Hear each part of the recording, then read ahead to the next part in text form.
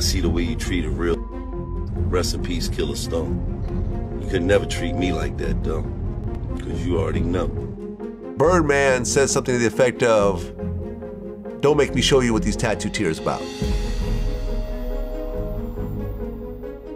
He pulls up on you and gives you a gun. So he hands you a .38 and says someone owes him some money, and go handle that? Yeah, come on. Brought me around the corner, point him out, shoot him. Bitch, Lil Wayne, my son, I raised him. He ain't had nothing. I brought him to be something. At the core of every human being is a desire for power. Now, some of us suppress that instinct and go through life without the need for power or control. Others will own that innate desire and work towards it. But if it crosses their morals, they simply won't do it. But some, a very select few, will let nothing get in the way of their strive for power. Firstly, they will lie to your face and feel nothing about it. And secondly, they'll cross anyone, even those closest to them. And most importantly, they'll even take someone's life and not lose a second of sleep. All if it means that they will retain their control and elevate their power. Often, these select few people will rise to influential positions due to their ability to cross lines that most human beings would never cross. Well, in this video, we take a deep dive into one of the biggest music moguls of all time. A man who made it from the poverty-stricken streets of New Orleans to Miami mansions and Grammy Awards. But kind of like the Diddler, there's been a whole lot of questionable activity along the way. Ultimate disloyalty, thievery, attempted murders, and some truly sick accusations. Today, you will be exposed to a truly evil life behind all of the glitz and glamour. So get ready, because this episode will blow your mind. But before we get into it, let me run the intro.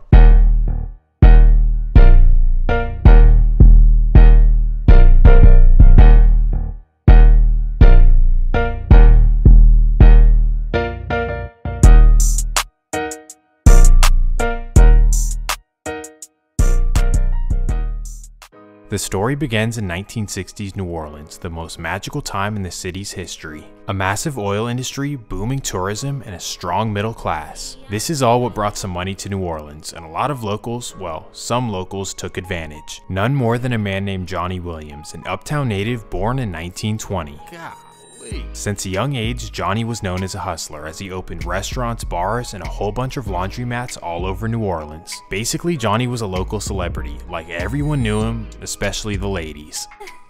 But sadly, he had a serious medical condition. As a child, Johnny was diagnosed with a tragic disease. Doctors would inform him that he's allergic to latex.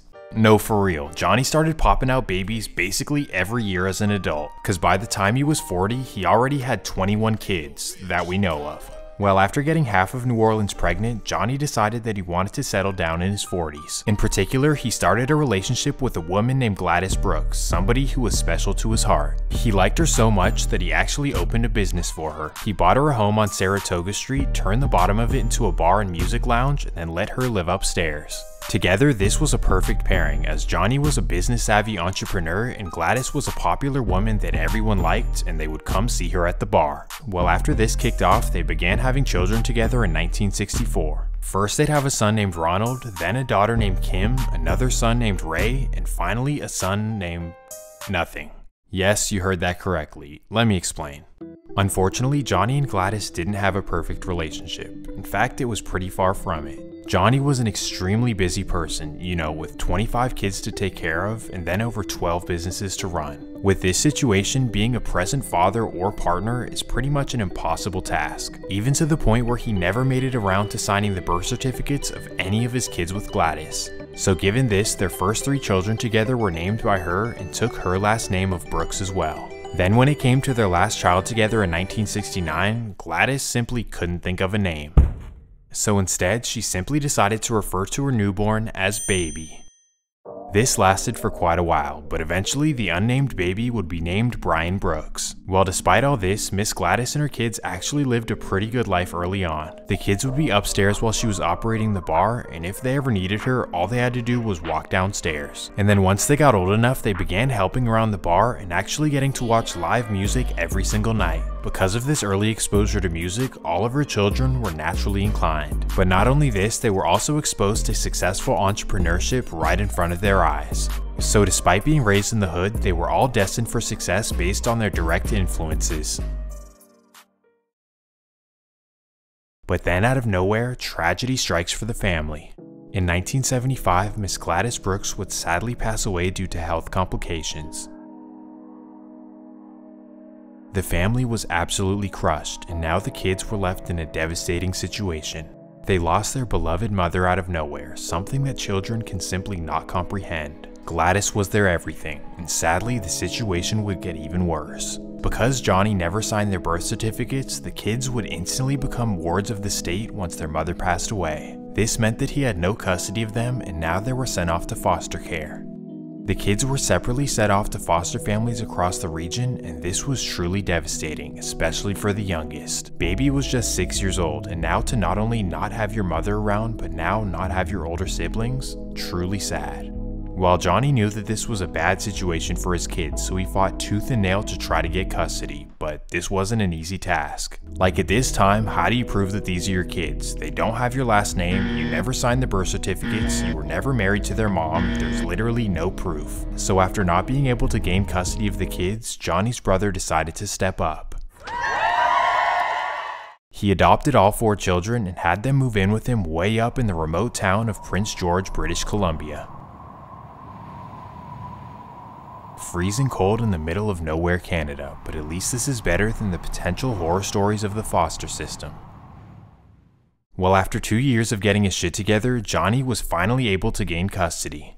He purchased a home on Valence Street in the 13th Ward, a nice middle to upper class black neighborhood. 2-story homes, manicured lawns, Catholic schools, an overall good neighborhood. And when the kids weren't at school or at home, they'd be riding around with Johnny as he checked on his various businesses. They were able to closely watch him run his businesses on a daily basis, soaking up all kinds of knowledge. In particular, the oldest son, Ronald, also known as Slim, he was obsessed with money and hustling. Slim was quiet his entire childhood, never talking, but always being observant of everything his father did. He was also extremely patient, as he wanted to fully understand business before trying to start his own. While on the other hand, the youngest son, Baby, he was quite the opposite.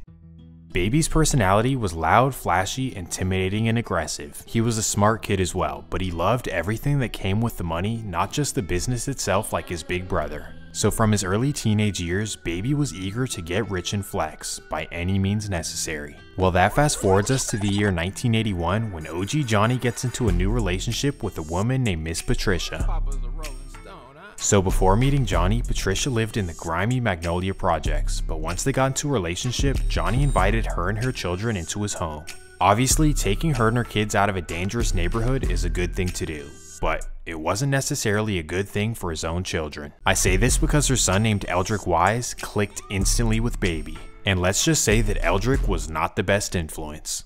You see, Eldrick grew up in a whole different environment, violence, hustling, and a whole lot of violence. And given this, despite being just 13 years old, he was already knee-deep in the streets. And unfortunately, Baby looked up to Eldrick and he began rolling with him every single day. And to make matters worse, he brought him to the Magnolia projects and introduced him to the neighborhood crew. This is my little brother. His name Baby, huh? Yeah, bitch, what up? He was instantly infatuated, and just like that, a 12-year-old Baby started running with the Magnolia crew. He always wanted to be feared, fly, and respected by everyone, and this was his perfect opportunity. But in this era, even just being fly and getting girls could get you knocked off in New Orleans. The formerly booming city in the 1960s was no longer that, not even close. The entire gas industry moved over to Texas, and New Orleans lost half of its population. This resulted in abandoned houses everywhere, lack of police funding, and pure chaos all over the streets. The drug game pretty much took over all the neighborhoods, and this resulted in a whole lot of turf wars. In fact, by 1980, the small city of just 400,000 people was averaging 240 murders a year. Just small neighborhood crews everywhere, knocking each other down over territory, but also for no reason as well. New Orleans truly became a city of jealousy, to where if a guy got rich and started getting girls, everyone would try to kill them. These are the streets that a 12-year-old Baby decided to jump in.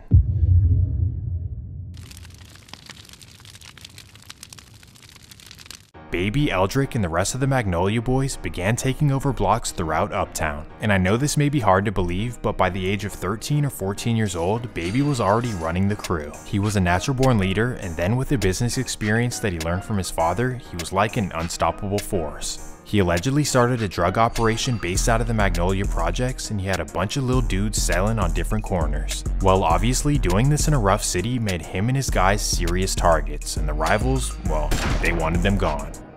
But Baby knew that expanding territories would be dangerous, so he needed a remedy. A remedy of a bunch of young crashouts that are willing to knock someone down just to send a message. He was truly willing to do whatever it takes to get rich and to take control of the New Orleans streets. He needed certified hitmen, and this is when he calls on someone that you'd never expect. It's now 1986, and Baby is a 17-year-old New Orleans superstar. He's got money, power, and respect, and everyone looks up to him, but none more than his little brother who he's never met. This would be an 11-year-old by the name of Terrence Williams, one of Johnny's numerous younger children. And even though he's never met him, he idolizes his big bro, based on what everyone's told him about. Your big brother a superstar, you gotta meet him one day, son. You gotta do that, yeah. And that day would finally come in 1986 when Baby would roll up to Terrence's mom's house. It's a regular day like any other, and Terrence is at his mom's house watching TV. This is when he hears speakers knocking outside, so instantly he runs to the window and looks outside. Boom, right there is Baby in a brand new SUV with two girls in the back. So the 11-year-old Terrence is excited as ever. Oh my goodness, my big brother came to see me. So he runs outside all excited, and this is when Baby tells him to hop in the passenger seat. So of course he hops in, and boom, this is when a firearm is pushed to the back of his head. This is not what Terrence was expecting, but now in the situation, he has no choice but to do what Baby says.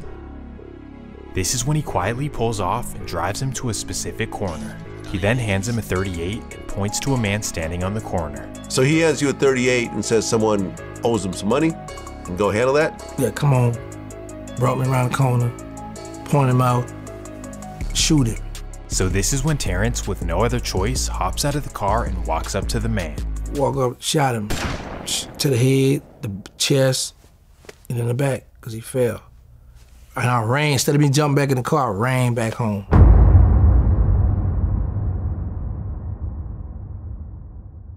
This is how evil Baby already was. He was willing to turn his little brother into a killer if it could benefit his organization. But it also goes to show that he has the true mind of a manipulator. Firstly, he took advantage of the fact that he knew his little brother idolized him. Because he idolizes me, I guarantee he's willing to do anything I say just to impress me. And he also knew that because he committed this atrocity so young, he'll get used to it and he'll be willing to do it again. And sadly, this is exactly what would happen, as Terrence would become a true hitman for his brother, and if you want to learn about it, go watch my video. He forced his little brother into the life of crime in the worst way possible. And for this reason, sadly, Terrence Williams would be the first victim of surviving Birdman. He became an integral part of Baby's empire as the Magnolia Boys got more and more violent. In fact, it was so bad that the Uptown neighborhood alone averaged over 100 murders between 1987 and 1991. Yes, you heard that correctly, 100 murders per year in one neighborhood alone, and these guys were a big part of it. They were stacking millions, driving fly whips, and catching a whole lot of bodies. And the worst part about it is that these guys were getting away with all of it, especially Baby. In this era, you could literally get away with anything, especially in New Orleans, like nobody took the police seriously. Even the idea of getting caught was laughable to Baby. That could never happen. So really, Baby had no reason to stop what he had going on. Well, at least legally, because he still had to worry about the ops putting him in a casket. He was making millions, he had every girl in New Orleans, and he was never gonna get caught. Why the hell would he stop? But Baby always had bigger dreams, and all this was just a stepping stone to get there. He knew that he wanted to do something with music, and now that he had a bunch of money, he knew that he could put something together. So in 1991, with the help of his highly intelligent big brother, he decided to start a record label. And he named it after his favorite thing in the world, Cash Money, and he even came up with a logo on his notepad. At this time, independently starting a label at 22 years old was unheard of, as usually you'd have to go to New York or LA and get put on by a guy in a suit. But Baby and Slim were already millionaires on their own, so they didn't need anyone's help to sign artists and distribute records. At this point, they had the money saved, the record label, but They needed artists. Unfortunately, at this time, New Orleans didn't really have any rappers, at least not any that were known outside the city. Cause let's be honest, making a good song with those goofy ass accents is not an easy task. So together, Baby and Slim started scouting the city for young talent. Quickly, they discover a 15-year-old rapper by the name of Kilo G. Kilo was known for rapping in the school hallways and rapping in the neighborhood as well, and this is how he got his initial buzz. Well, when Baby and Slim got the chance to hear him freestyle, they were instantly impressed and they signed him right away. Cash Money's very first artist, and they were certain they could make him into a star. But this didn't exactly happen, cause his first album flopped.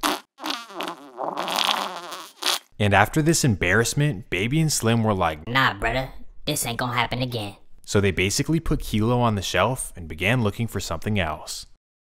What they learned is that boom bap rap does not work in the South, and that Louisiana listens to a whole different tune, a unique genre known as bounce music. This was basically the only thing that locals listened to, so Baby and Slim figured that if we can bring this to the national stage, it might work. So in late 1992, they'd sign a bounce artist by the name of Michael Pettis, also known as Lil Slim. Now Michael is definitely a local legend, but his music did not make it past Mississippi or Texas. But regardless of flopping, Michael would actually play a very important role for Cash Money later on, as you'll see. Well, after going 0 for 2 for their first artist, Cash Money was not going to give up. Not yet. So over the next couple of years, they kept signing more and more artists hoping to get their break. And finally, they found their gem. Straight out of the Magnolia Projects arose a group known as UNLV, and it originally comprised of 2 members, Lil Yacht and Tech 9, and from what we know, these dudes were like the original King Von. Bow, bow, bow. Real certified New Orleans headhunters, but also some very talented rappers. They were straight up the first rappers to rap about killing and actually go do it. And let me just say that in 1993, rapping about killing someone and throwing their body into the Mississippi River was not a common theme. And because of this shock value, UNLV were an instant success. They took that grimy New Orleans street life and masterfully put it on records. Well, these guys brought Baby his very first record label success, and because of this, you'd think he'd have some loyalty to them. But you knew better. After their successful debuts, UNLV would add another member, a man by the name of Albert Thomas, but commonly known as Yellow Boy. Yellow Boy was a very talented rapper, there's no denying that, but Birdman did not want him to join the group. Not for any musical reasons though, but simply because Birdman just didn't like him. This is because Yellow was a very confrontational person and would never stand down to no man, and as we know, Birdman liked his artists to glaze him. But when Yellow Boy joined the group, that's when they dropped their biggest hits, so Birdman couldn't really kick him off the group. They were doing numbers and selling out shows, but that's when Yellow Boy was like, hey, when are we gonna get paid for real? He felt like something isn't right and the money's not adding up. And because of this, tensions between him and Birdman began to rise. Where my money at, bruh? Man, brother, I can't stand this dude. Eventually, something is bound to pop off between Baby and Yellow Boy.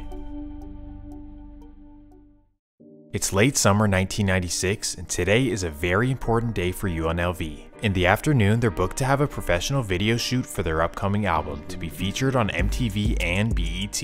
This is a huge potential stepping stone for the group, and it really could take them to the mainstream stage. Well, the video is supposed to take place in the daylight with the sun setting over the bridge, so everyone is expected to be at the set by 6:30 at the latest. Baby arrives, Slim arrives, the camera crew arrives, security arrives, but where are the rappers? 2.5 hours go by while everyone impatiently waits for their arrival. Well, as it turns out, Lil Ya had agreed to pick up Tech and Yella from their homes and drive them to the shoot, but unfortunately he fell asleep on his couch.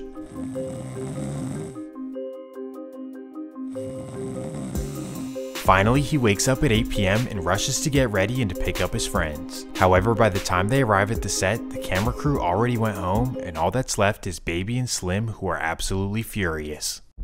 We just wasted tens of thousands of dollars on a professional video shoot just for you guys not to show up? Hell nah, bruh. And this is when Baby makes a strange decision. Instead of confronting the member who's driving, he walks up to the back seat and begins chewing out Yella Boy. So Yella hops out of the car confused, like bruh, it's not even my fault we're late. The fuck are you yelling at me for? But Baby just continues to rip into Yella, calling him all sorts of names and embarrassing him in front of his fellow group members. Lil Ya even barges in and says, hey, it's not his fault we're late, it's literally my fault. But Baby doesn't care, and this is when it's clear that the outburst has nothing to do with being late. This is just Baby's first opportunity to really pop off at Yella. So Yella gets back in his face and he's like, you're worried about us being late and you owe us a bunch of money? Nah, bruh. This is when the other UNLV members say, hey, y'all need to stop, just fight it out one-on-one and let's get it over with. So Birdman and Yella Boy agree to take it back to the hood and have a one-on-one fight. Everyone heads off separately towards 4th and Dryads right in front of Yella Boy's grandma's house. At 10:30 p.m, Baby and Slim roll up to the block, and there's Yella Boy on the corner with his shirt off, drooling, just waiting to put hands on Baby. Instantly, Baby hops out of the car and they start throwing hands in the middle of the street. Boom, boom, boom. They throw haymakers back and forth, but Yella's getting the best of him. So this is when Slim jumps in to try to break everything up. Nah, bruh, let him fight. Tech is not feeling this, so he grabs Slim and he tries to hold him back. This is when Slim flails his arm back and smacks Tech in the mouth. Oh hell nah, Tech is pissed and he starts throwing punches at Slim. Slim tried to step in to break him up, and Tech, now he's on now, stole off on Slim. It turns into an all-out brawl in the middle of the street, UNLV versus Cash Money. Eventually they all run out of stamina and it cools down. Now it's a silent, awkward situation and everyone quietly goes their separate ways. This can result in one of two ways. Either the fight solved all the tensions and now they can all be cool and push it under the bridge, or they have to go to war with each other. And typically in the streets of New Orleans, the latter is going to take place. But no, Birdman actually calls the UNLV members and tells them to forget about it, everything is water under the bridge. So this stops everything from potentially getting violent, at least for the meantime. So long story short, directly after this, UNLV would drop their final album under Cash Money management. And of course the album does really well, so now the members are like, okay, are we gonna get a next contract or at least get paid? UNLV was getting hot in the city, blowing up. And it was time to, I think, renew the contract or something. And Yella was like, man, first of all, we hot, we blowing up, we want a nationwide deal. We tired of this local stuff. Baby like, man, you gotta be patient. See, Baby had money from the streets. So he good. Yella, coming from the hood selling crack. So it's like, man, listen, we got some hot song. It's time to get us a big deal. As it turns out, it was really not water under the bridge, because Baby would not sign them under any circumstance. So UNLV are like, alright bruh, it is what it is, we'll just do this on our own. So this is when the group decides to start their own label, UNLV Records. And in order to do this, they hire some lawyers to put everything together. Well, when the lawyers go through their Cash Money documents, they're like, something ain't right. Cash Money owes you guys a lot of money. You were only paid a fraction of what you deserved. That's when, we went to discovering like, damn, everything we done had this and, had that, and ain't nothing without in our name. So that's when attorneys came and play and shit like that. And we found out that, we had some unpaid royalties. And of course, once the members are shown this, they're extra pissed. Like, firstly, you refused to re-sign us even though we were your first success on your label, but on top of this, you owe us a boatload of money? Oh, nah. Instantly, Yella Boy wants to do something vicious to Birdman, but the other members are like, chill, if you do that, we'll never get our money. On top of this, the lawyers ensure them that they're going to take Cash Money to court and that they will get them their money. So UNLV's lawyers take Cash Money to court, and at this point, Baby has no choice but to pay up. So this is exactly what Baby does, and we'll get to that in a minute. But what's important now is that two of the members actually believe that it was an honest mistake on Baby's behalf. I don't know how clear to put it, but they didn't know what they was doing. So, I can't say that they straight got us. They played us, because if they did, they would have made sure that the I's was dotted while they was doing it. So for two of the members, Tech 9 and Lil Ya, they were all good with it. Just give us our money and we'll go our separate ways. So this is when Baby calls them, tells them to drop the lawsuit and says, I've got your money here, just come get your checks. So instantly, two of the UNLV members head over to Birdman's Eastover estate. They knock on the door, he opens up, he hands them their checks, they read it, it's all good, no funny business. And after handing them their checks, Baby's like, hey, where's Yellow Boy? This is when they tell him that Yellow Boy doesn't want to come see you and he'd rather you hand us the check and then we'll give it to him. Baby is not feeling this. Nah, bruh. If he wants his check, he's gonna come get it from me. So the two UNLV members are like, cool, sounds fair enough to me, and they go off and cash their checks. Yellow wasn't there to get it. Baby wouldn't release it with us. He told us to tell Yellow to come get his check. Per usual, it's yet another power struggle between Baby and Yellow Boy. When Yellow finds out that Baby wouldn't give the check to his fellow members to deliver to him, he's pissed. And he like, man, where y'all at? And I told him, he was like, man, where Baby them at? I said, call him, he looking for you to give you your paper. Yellow was already burnt up. Y'all was like, why the fuck you ain't give it to y'all for me? Well, you know, went off, you know what I'm saying? Went clean off. Instead of being mature and just going to get his money, Yellow makes the dumbest decision possible. He does head to Baby's Eastover estate, but not to collect any checks. Instead, he pulls up to the gated community with a chopper and unloads into Baby's house and into his car. Brrrah! He absolutely sprays Baby's property with bullets. Some angry shit, you know, he was pissed off, something went on with him and Baby, and he went shot up the house in the car. Yellow shot Baby house and car up. Thankfully, no one was home, but either way, this was a major deal. Shooting up Baby's house of all people in the world, man, especially when he's trying to give you your money. Well, needless to say, when Baby would get home later that night, he'd see it and he instantly knew what it was. This was one step too far for Yellow Boy. And that fast forwards us just 3 days, April 5th, 1997. It's a fun day for Cash Money as they have a concert in the small city of Lafayette, Louisiana, just a couple hours away. At this point, they've got Lil Wayne, Juvenile, Turk, BG, and they're just the hottest thing in the South. So for this event, all of Cash Money pop out, including their biggest stepper, Terrence Gangsta Williams. Well, maybe not all of Cash Money would come, and you'll see why I say that. So while this concert is going on, Yellow Boy's at his grandma's house on 4th and Dryads. He's sitting on the couch, watching TV, and probably regretting the decision he made. Like, if I would've just went to go grab my check, I wouldn't be at my grandma's house right now. Well, at 11 p.m, he gets a mysterious knock on the door.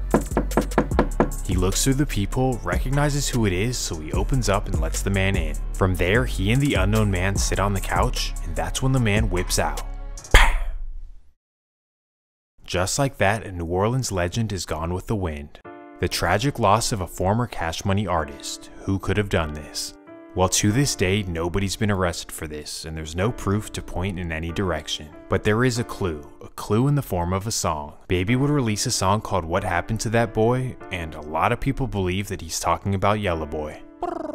What happened to that boy?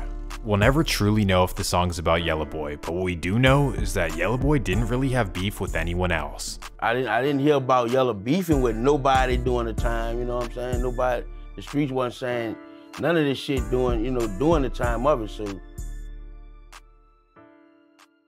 Whether or not Baby's the one who ordered the hit on Yellow Boy, we'll never know. But even if we assume that that's the case, is Yellow Boy really a victim of surviving Birdman?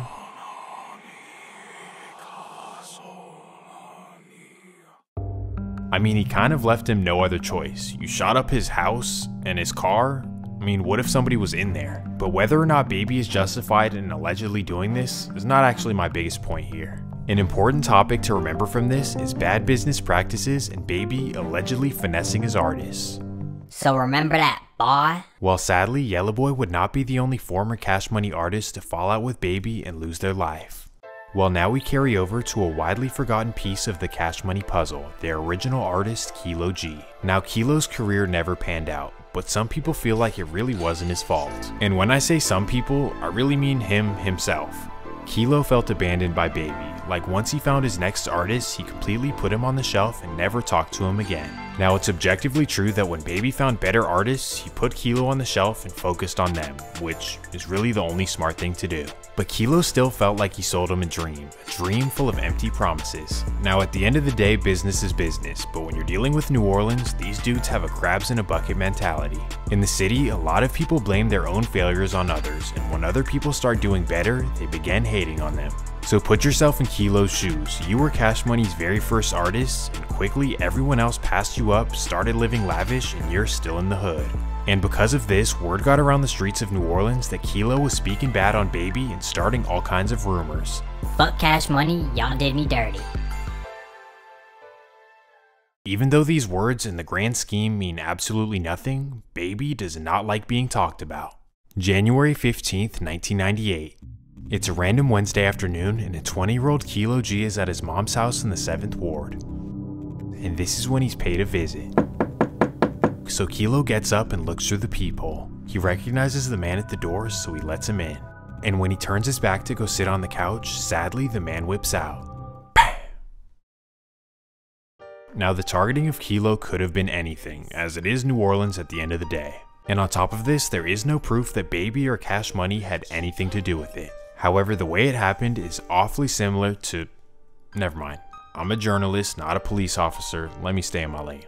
But either way, it is notable that two of Cash Money's very first artists were murdered after getting into it with Birdman. Now this begs the major question, do you believe that Kilo G is a victim of surviving Birdman, all because he started some rumors and was talking shit? So now after covering these two important losses, we shift the video's focus to something completely different.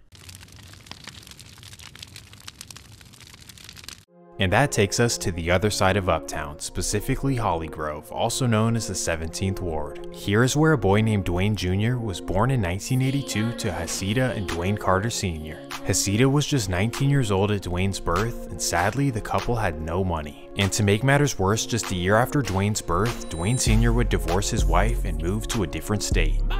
This sadly left Jasita in the hood with no money and to raise her son alone. This left her no choice but to pick up jobs as a maid and a cook in order to make ends meet. It was definitely a struggle, but then out of nowhere, a major blessing would come into their lives. A blessing in the form of a new boyfriend, a man who would change her life and her son's forever. This would be a man named Reginald McDonald, but commonly known as Rabbit. Rabbit, kind of like Baby, is known as a legend in his hood, specifically the Goose, located in New Orleans East. Here, Rabbit is a well-known hustler, known for always having a bankroll. While during Wayne's childhood, Rabbit actually stepped up as a real father and took care of him on a day-to-day basis. This entailed teaching a young Wayne how to write raps and to rap on beats as well.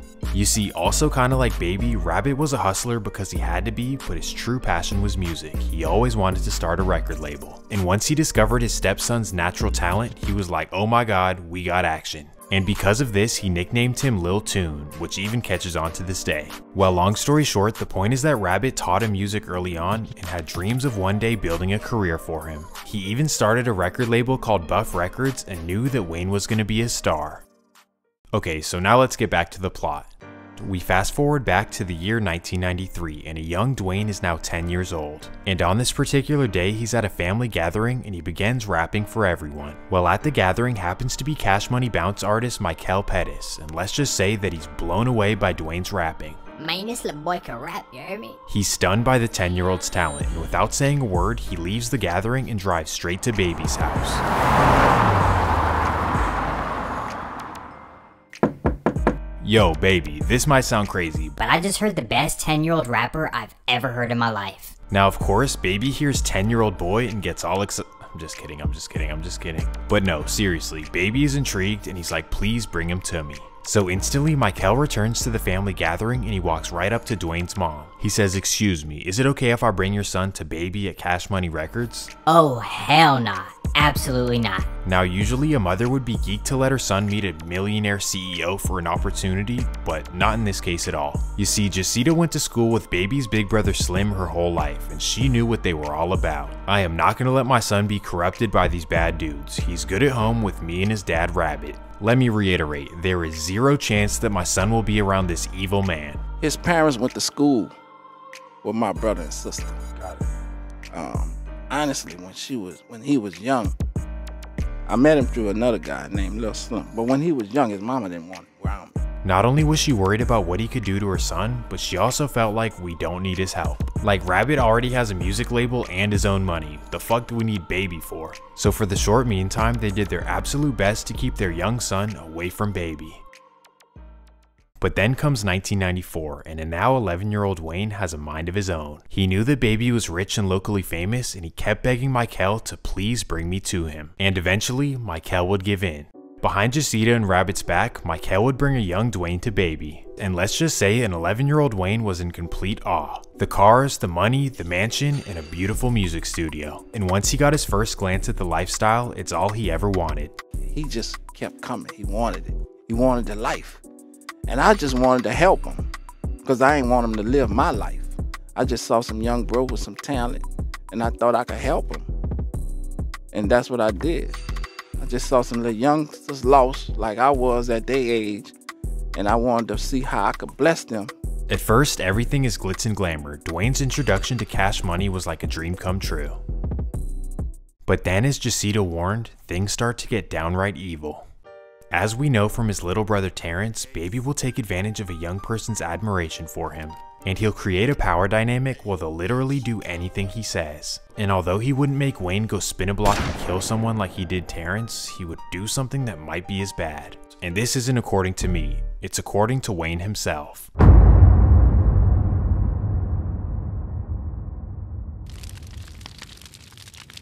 Now, because of guidelines and me not really wanting to get into this, I'm not going to go into full detail, but if you want to look this stuff up, you definitely can. But here's a video of Wayne talking about what Birdman made him go through.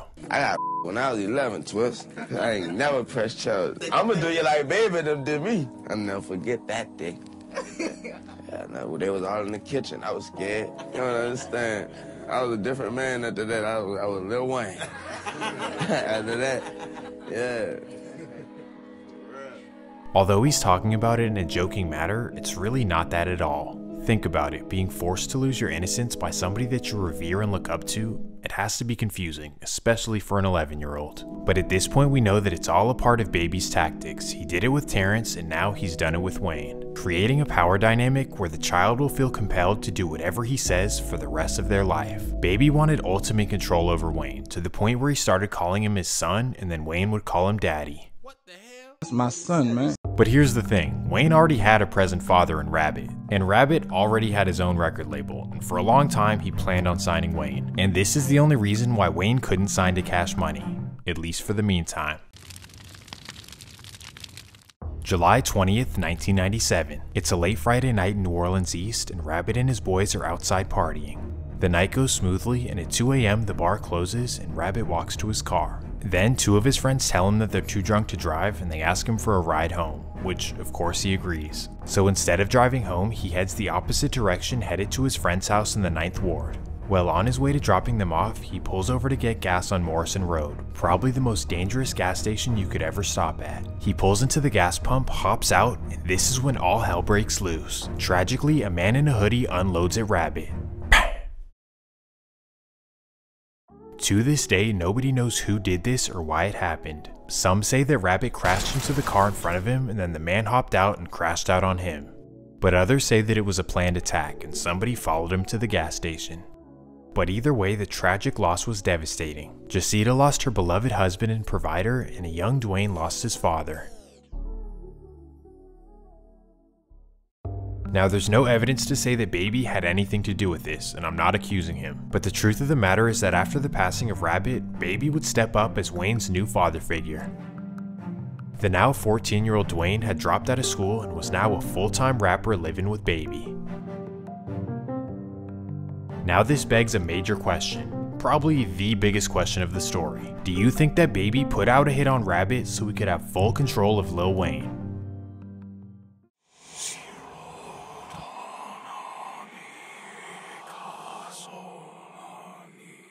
Well, after the passing of his father Rabbit, Wayne would go ahead and spend all of his time with Cash Money. He became Baby's next biggest protege, but he also somehow became his son. Strangely, Baby started calling him son and Wayne started calling him daddy. To me, this is strange. Actually, not just to me. Calling somebody who's not your father or stepfather daddy? That doesn't make any sense. Needless to say, this is a very creepy dynamic, and somehow it gets even worse. It's May 2nd, 2002, and Cash Money make their appearance on MTV's Rap City. And just take a look for yourself.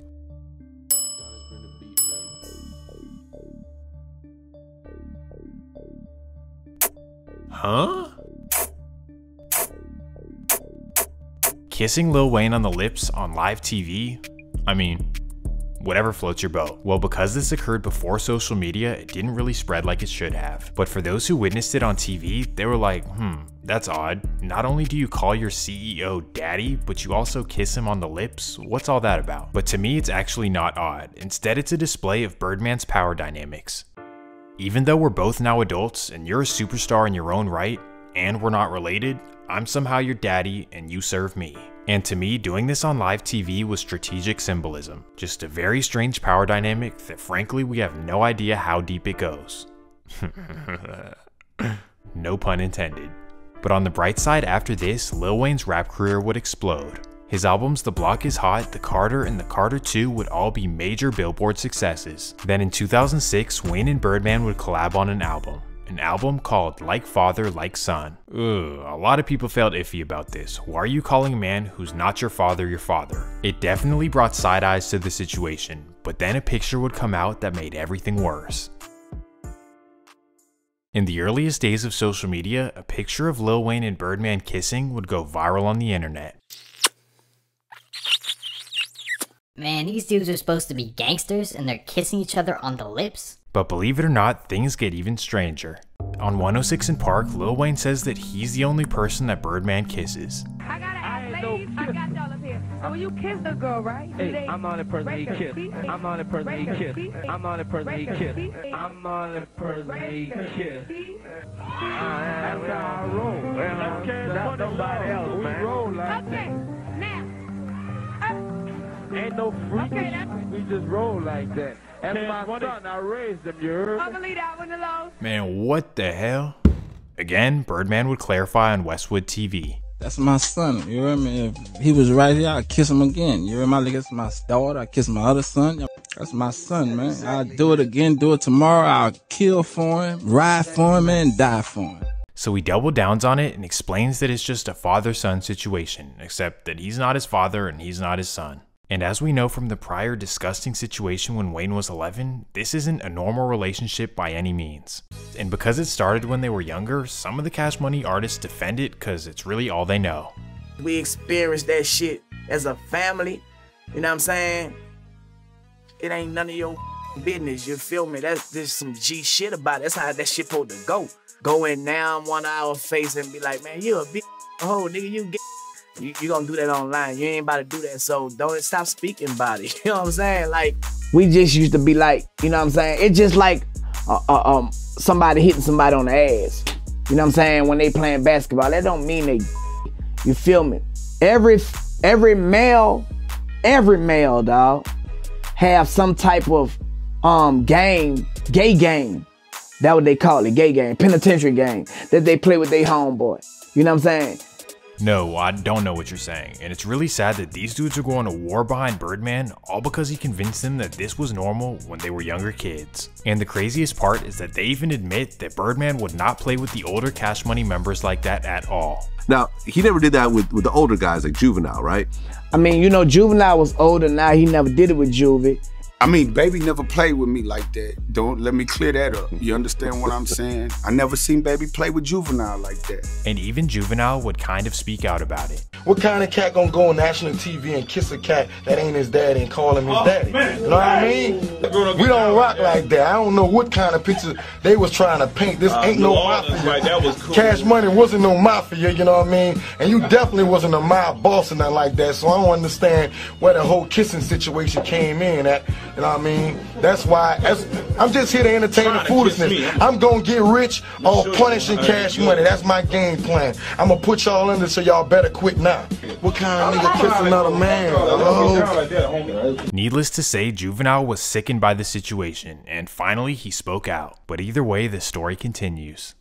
We shift our focus to positivity as Birdman's genius would continue into the next decade. Lil Wayne's career would reach new heights, and the signings of Drake and Nicki Minaj, well, they speak for themselves. Platinum albums, Billboard songs, and nothing but success for 2 straight decades for Cash Money. Seriously, aside from the shenanigans, Birdman is a true genius. And because of this, he became one of the top 5 richest people in Louisiana, amassing over $150 million net worth. Supercars, Miami mansions, private jets, just splurging money. And because of this lifestyle, you'd think that the other Cash Money artists would be rich too. And that takes us right back to a main topic of surviving Birdman, finessing artists. Allegedly. As we saw in early Cash Money history, financial disputes have always been an underlying theme. It all began in 1997 when UNLV's lawyers discovered a whole lot of missing money. But then in 2002, both BG and Juvenile would leave Cash Money due to unpaid royalties. Then just a couple years later, Turk would actually fall out with Birdman over unpaid money as well. So as you see, this is a recurring trend, and obviously there's a common denominator. However, this didn't just happen during the early Cash Money days, but it also continued into the bigger scale as well. Specifically in 2008, Birdman would sign a young artist named Tyga, and it would take a couple of years, but eventually he would begin popping. By 2012, he was a full-blown celebrity, even having his own shoe. Ew. From what we know, everything was good between Tyga and Birdman, and Tyga was actually thankful for Cash Money for putting him on. But then when his contract was up and he began looking for new deals, his lawyers went through his paperwork and were like, yo, you're missing a lot of money. Allegedly, Tyga was never paid for his biggest hit song, Rack City. Oh hell nah, so instantly they'd take Cash Money to court. A $10 million lawsuit against Birdman. This was no joke. Either way, this left a bad taste in Tyga's mouth. But not just Tyga felt like this, but also DJ Khaled, Currency, and Bow Wow would leave Cash Money as well. Word was getting out that Birdman was finessing his artists, whether it's true or not. At this point, he had fallen out with pretty much every rapper, even one that you would never expect. It's now 2014, and it's been 3 whole years since Lil Wayne has dropped an album. For Wayne, one of the most consistent rappers of all time, this is very strange. Never before has he not been consistent with music. Something has to be up. Well, as it turns out, it's not for a lack of recording, as he has an album, The Carter 5, ready to drop. However, Birdman keeps pushing it back and back and back, a whole 3 years. At this point, the fans and Wayne are extremely frustrated. Where is the album? So this is when Wayne makes a bold decision. He gets up on stage at one of his concerts and says this. This is big because never before has Wayne gone against Birdman, not even in the smallest way possible. As we know, since the beginning, it's been a very one-sided power dynamic. Birdman is daddy, Wayne is son, and Wayne does whatever he says. But now this is a new Wayne, and he finally puts his foot down. On top of this, he even drops a mixtape where he addresses the issue. On a song he raps, "Did my time at Cash Money, time served and released, but this agent ain't free, that's word on the streets." Basically alluding to the fact that he's done with Cash Money and now it's time to get paid. Oh, but this isn't the end of it, as now he would take to Twitter. He writes, "I am a prisoner and so is my creativity. Again, I am truly sorry and I don't blame you if you're fed up waiting for me in this album, but thank you." Ooh-wee, Wayne has finally stood up to Birdman. This is a monumental moment for Lil Wayne, but it also begs the question, why is Birdman holding back his album? And I believe that there are 3 potential reasons. Firstly, it could just be a power trip over creative differences. Rumors say Birdman wanted to release it as 2 separate albums, the Carter 5 and the Carter 5.5, but Lil Wayne was not fucking with it. "I just want a Carter 5. I don't care if 2 albums would bring more money." Now, if you're Birdman, this is a minor issue, but because of the power dynamic, he's not gonna let Wayne have his way. Cause ever since Wayne was a kid, Birdman had ultimate control, but now that Wayne has his own leverage as an artist, it's really hard to give up that power. And secondly, the next reason could simply be a money dispute. As you'll later see, Birdman owes Wayne a lot of money, and this could be his way of saying, hey, keep complaining about the money and your album will never drop. Like, oh, you think I owe you money? Okay, well I'm gonna just pause your career and you won't make any money now. Of course, this just sounds like another stupid reason, but when it comes to Birdman, you really just never know. And finally, we have the third reason. Maybe he was just putting Lil Wayne on the shelf. Not because Wayne could no longer sell records, but instead because Cash Money had a new artist on the rise.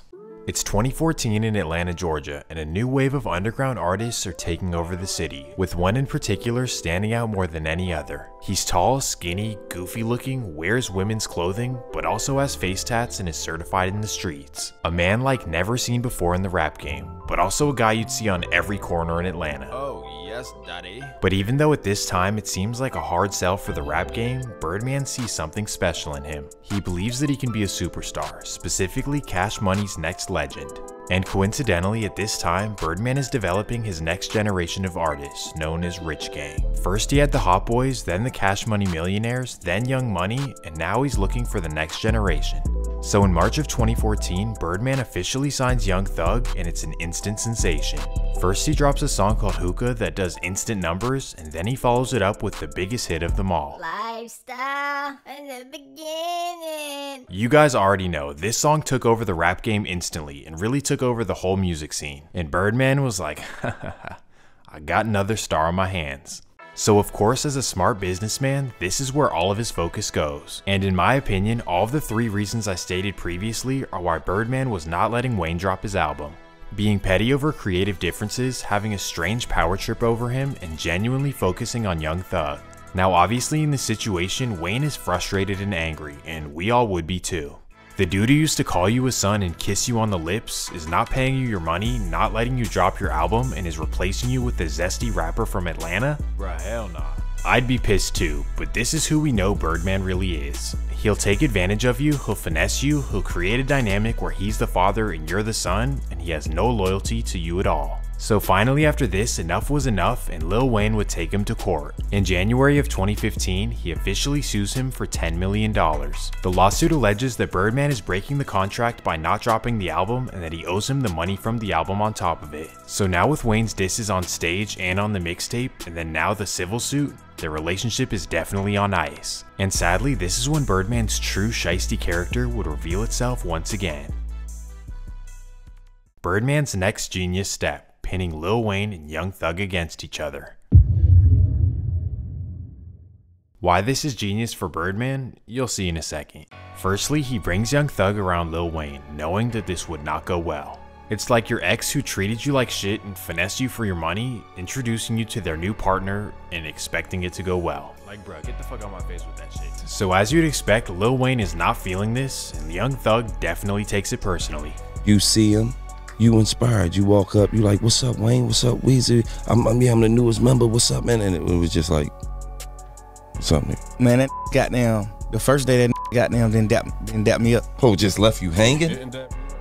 Tried me, then goddamn, you know, it just kept going on. One time I dapped him up, this is how he dapped me. That one like, I'm like, hey, listen, bro, if I touch your hand again, I'm a hoe anyway. Right. I'm never touching your hand again. Right.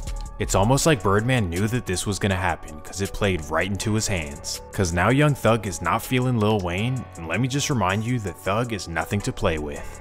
So right after this, Thug does the most disrespectful and petty thing possible. He previews his next album, an album called The Carter 6.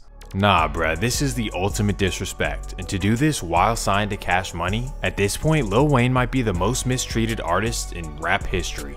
Cause what do you mean you won't drop my album, you won't pay me my money, and now you're gonna let your new artist make my album? Disagreements aside, you'd think that Birdman would treat his quote-unquote son much better than this. But from here, it only gets worse. Thug then posts a video saying that he's gonna drop the Carter 6 and that he's gonna perform it in Lil Wayne's home neighborhood of Hollygrove. Yeah, YSL. Carter 6 coming out Friday, first show. New Orleans, Hollygrove. Fuck, nigga. Meet me there, better yet. Beat me there, you did. At the end of the video, he even shows some choppers, and many can interpret this as a threat. With them dicks, too, nigga. Yeah. This took everything to the next level. Birdman successfully got Young Thug and Lil Wayne to beef. And if you know anything about Young Thug and his crew in the streets of Atlanta, you'll see.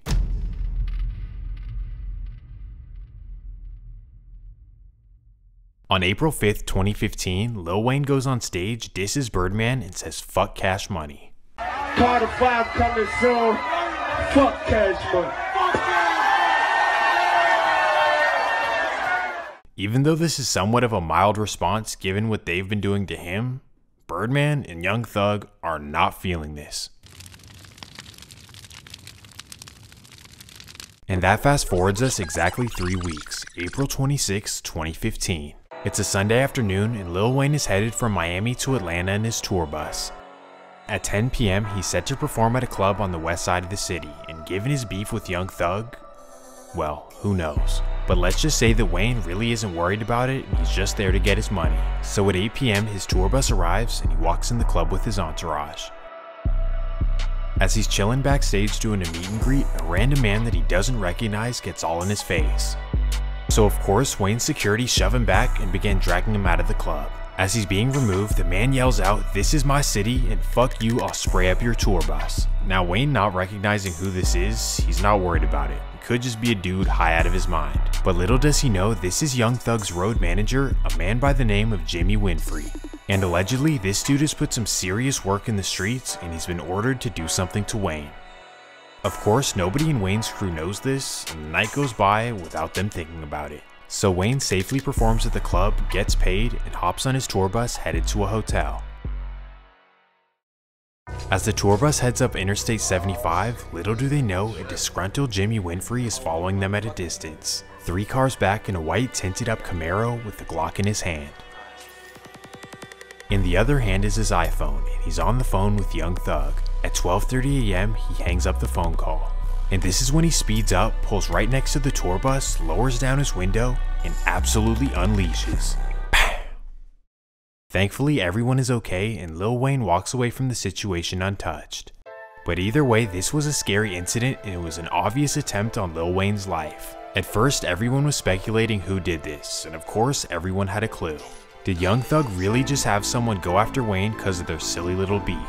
And just a couple days later, all of the suspicions would be confirmed. Jimmy Winfrey, also known as Pee Wee Roscoe, is arrested for the shooting.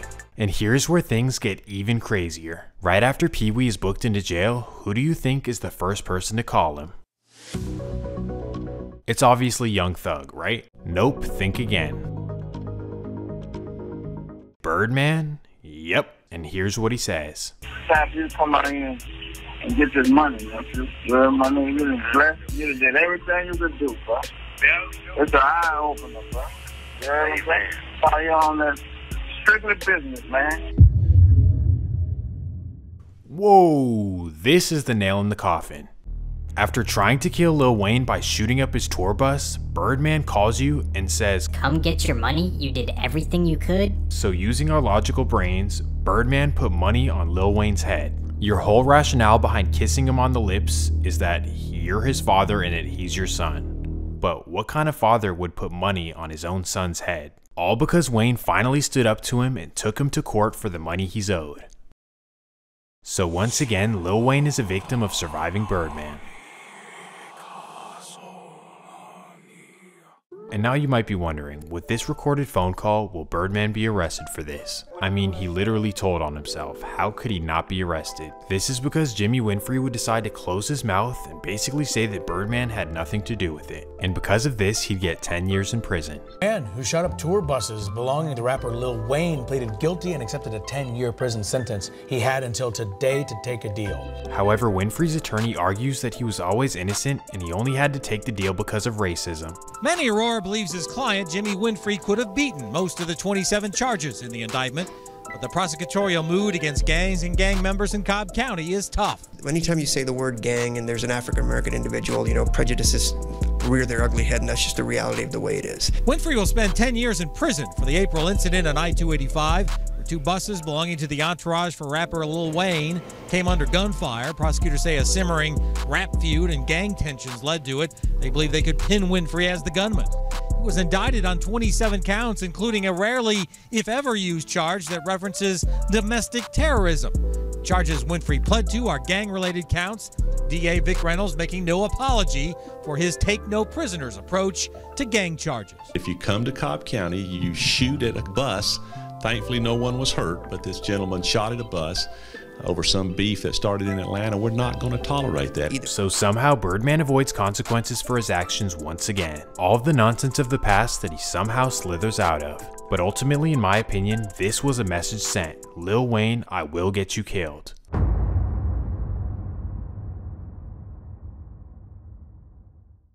After Jimmy takes the charge and stays silent, Birdman wipes his hands of Lil Wayne and the situation as a whole. And as he usually does, he moves on without a care in the world and focuses on his very next task, developing the next generation of Atlanta. In particular, he wants Rich Gang to be Cash Money's next biggest stars. But in order to do this, he must sign Rich Homie Quan, who currently is the biggest rapper out of Atlanta. However, despite some very large cash offerings, Rich Homie Quan is hesitant to sign with Birdman, and here's why. After their mega hit song Lifestyle, Young Thug and Rich Homie Quan were allegedly not compensated for it. This is because the song was published under the artist name of Rich Gang, which is owned by Birdman himself, meaning that supposedly Young Thug and Rich Homie Quan didn't have any rights to it.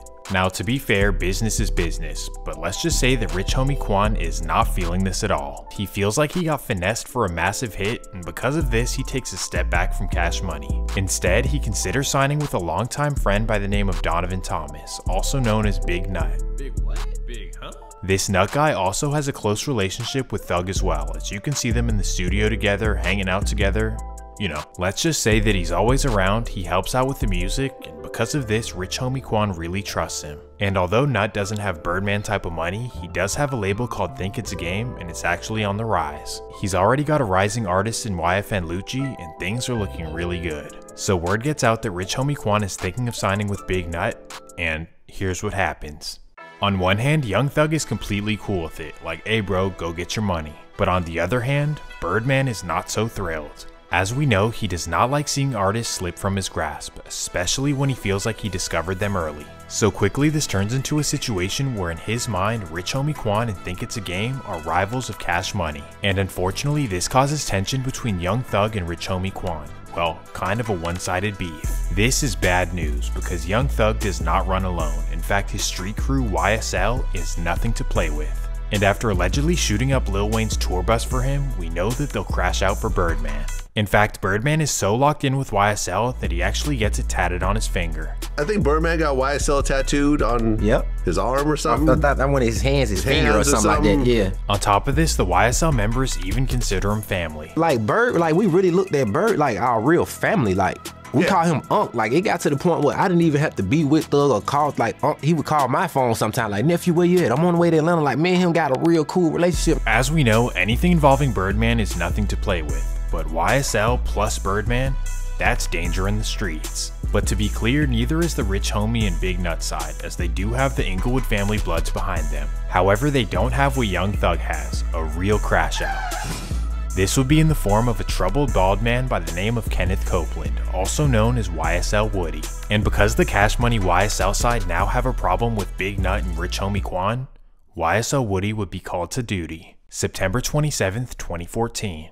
It's a Saturday morning in Northwest Atlanta, and Rich Homie Quan's dad is working at his barbershop. As he's cutting hair and talking shit, a man in a mask walks in. And without even saying a word, he pulls out a blick from his waistband and starts letting off at Quan's father. Thankfully, he would survive after being rushed to the hospital, but either way, this was just an evil move. You know, I go see him every day, you feel me? Like, to this day, my dad still is in the hospital, bro. You know what I mean? Like, oh, he's still in the hospital? Yeah, he's still in the hospital. You know what I mean? I've been with my dad in the hospital for 2.5 months. You know, like, that shit hurt, it hurt me. Can you imagine your innocent dad getting shot up because you wanted to sign with another label? Or maybe it's deeper than that. But either way, shooting an innocent man is just evil in itself. But that was the point of doing this, as YSL Woody admits that he only did it to send a message. Me and Threat shot up Rich Homie Quan dad at the barbershop on Bankhead. They was beefing. And yeah, we put up and did that. So did you go to the shop looking for Rich Homie Quan? Nah, we went to send a message. This was one brutal message. I mean, to shoot someone's dad because you have an issue with them? Whew. But now this begs the important question. Do you think that Birdman had any role in this? And I'm not even saying a role in ordering it or wanting this to happen, but I mean a role in what led to it.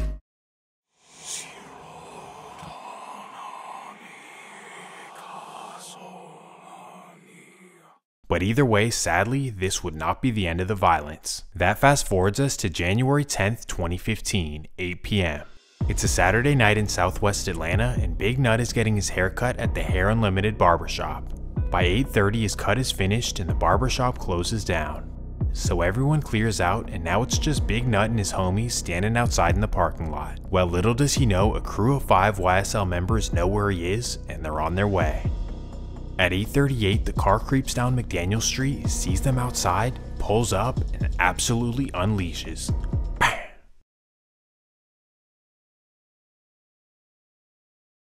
This is one of the biggest losses in Atlanta street history. The head of a music label gunned down by a rival crew for, well, who knows what reason. But this loss was so monumental that it completely divided the streets of Atlanta. According to Atlanta police, a war would stem from this that claimed over 50 bodies over the next 2 years.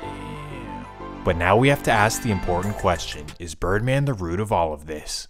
Pinning Young Thug against his former friend Rich Homie Quan because Quan wanted to sign with Big Nut? Is that the root of all this beef? Well, other than YSL Woody bringing up Birdman as a key factor in the courtroom, there's really no proof to prove this. But what do you guys think? Let me know in the comments. But regardless if the answer is yes or no, what we do know is that Birdman would of course wipe his hands of the situation and just move on. And that brings us down to one final topic, which is actually pretty sad. That takes us back to our very first victim of surviving Birdman, Terrence "Gangsta" Williams. As we know, Baby took Terrence on a mission and had him catch a body at just 11 years old. This obviously destroyed Terrence's innocence and led him down a path of a truly evil life. His life became consumed with violence, and he was obsessed with doing whatever it takes to knock down his big brother's opponents. So sadly, in his early years, he caught over 20 bodies in the New Orleans streets, mostly to benefit his big brother's organization. Well, in 2001, this wild lifestyle would finally come to an end, as he'd get raided by the feds and locked up for life. Well, after 23 years of being locked down, Terrence wanted a new turn on life and freedom. So in order to accomplish this, he gave up 23 Hot Boys murders to the feds, and they let him out. Now you might be thinking, damn, he snitched bad. But that's not really the case. Let me explain. Everyone he told on is no longer with us, with him being the only surviving Hot Boys member, meaning that everyone he told on is already dead. So is this really snitching? I say hell no. But guys like Boosie see this completely differently. I mean, number one, do you think cooperating about someone who's dead, is that considered snitching in your book? Yeah, of course. I have no type of respect for him anymore. You know what I'm saying? You can take that gangster shit off your name, man. Real shit, man. That shit hurt me when I heard about that shit. Well, thankfully, Boosie's opinion means nothing to Terrence, cause he'd rather be home enjoying life than stuck in a prison cell abiding by stupid street codes. So long story short, after 23 long years, Terrence makes his glorious return home.